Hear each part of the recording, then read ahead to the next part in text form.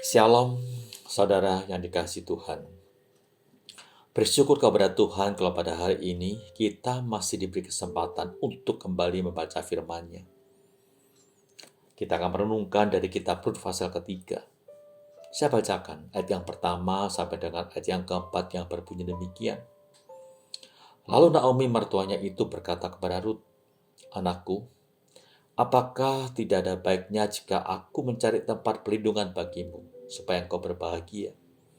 Maka sekarang, bukankah Boas yang pengerja-pengerjanya perempuan telah kau temani itu adalah sanak kita? Pada malam ini, dia menampi jelai di tempat pengirikan.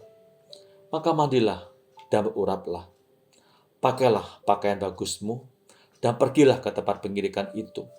Tetapi janganlah engkau ketahuan kepada orang itu sebelum ia selesai makan dan minum.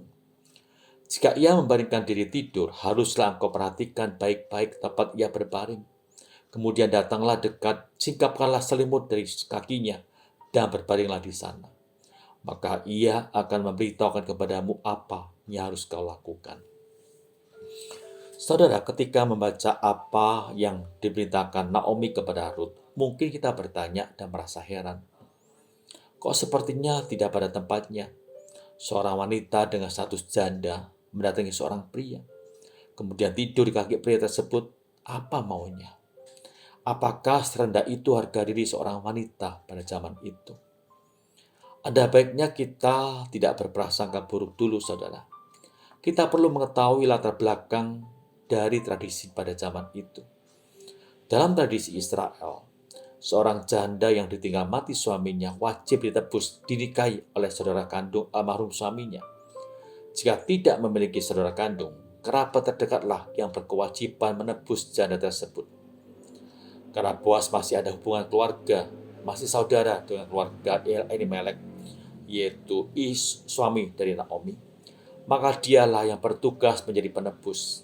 Jika Boas tidak menjalankan tugas itu, maka nama Elimelek akan lenyap karena tidak mempunyai keturunan. Untuk itu, kemudian Naomi memberi instruksi agar Rut pergi ke tempat Boas pada malam hari. Setelah Boas tidur, Rut harus menyingkapkan selimut dari kaki Boas dan berbaring di sana.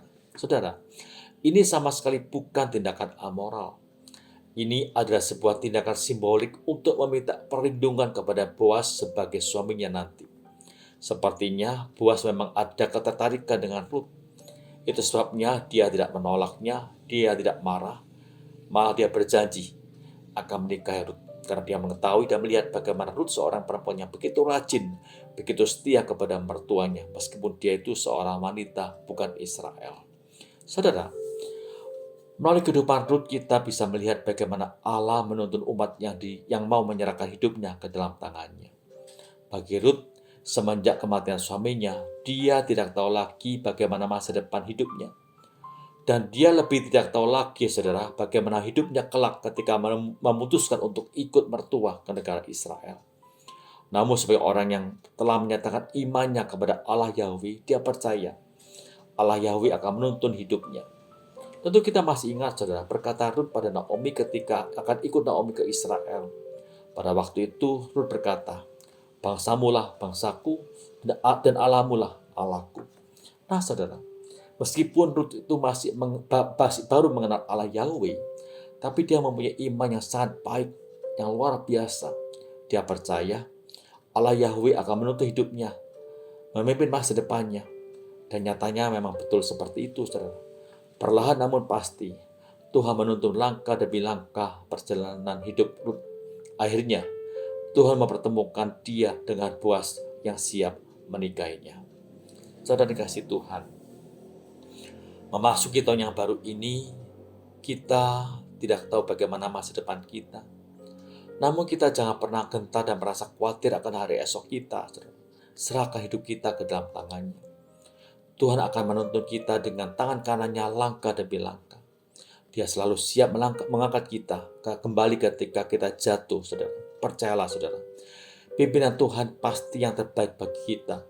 Dan pimpinannya, jalannya tidak pernah salah dalam menuntun dan juga menyertai kita. Mari kita berdoa, saudara.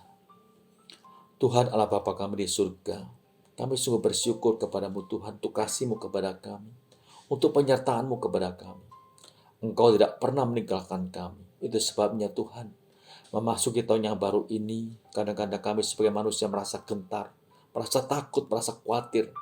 Namun biarlah kami senantiasa berpegang teguh dengan janji-Mu dan juga penyertaan-Mu.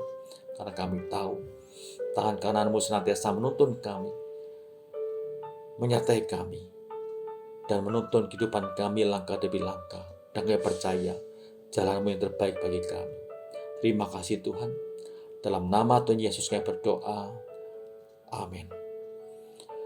Tuhan memberkati saudara sekalian. Immanuel.